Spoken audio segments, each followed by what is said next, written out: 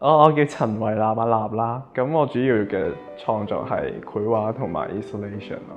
咁我呢幾年主要係圍繞關於泳池嘅題材去創作嘅，例如我會周圍去唔同國家啦，或者喺香港唔同地方游水，咁去做資料搜集啦，去了解泳池嘅空間，然後翻到嚟我就會賜予唔同嘅故事去表達佢咯。通常藝術家駐遊咧都係去外國㗎嘛，而個有趣嘅地方就係，即係我要抽空自己扮返係喺香港去旅行咯。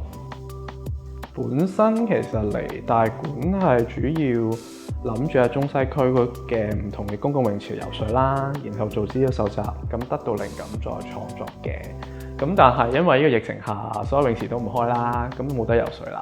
咁我就更改咗我自己個生活模式，咁我就去行山同埋去跑步啦。咁當我去跑步行山嘅時候呢，我都會見到一啲水嘅地方啦嘅形態啦，或者真係見到一啲私人嘅泳池。譬如可能我會跑咗去西環一個碼頭嗰度，又有個扶手呢係好似一個泳池上水嗰個扶手嘅。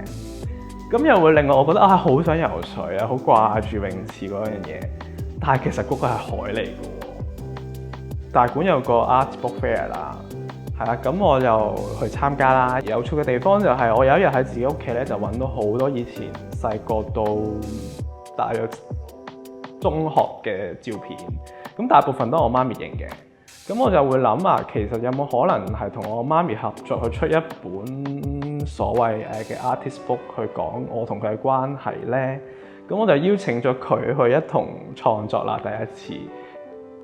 雖然我個人係嚟咗呢個新嘅空間，但係我盡量都 keep 住我個生活模式同埋思考，都係用翻一直用貫徹用嘅方法去實踐。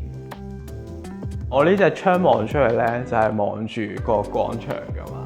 呢3個月呢，就會見到呢個社會嘅轉變咯。我搬入嚟嗰陣係由一棵聖誕樹開始嘅。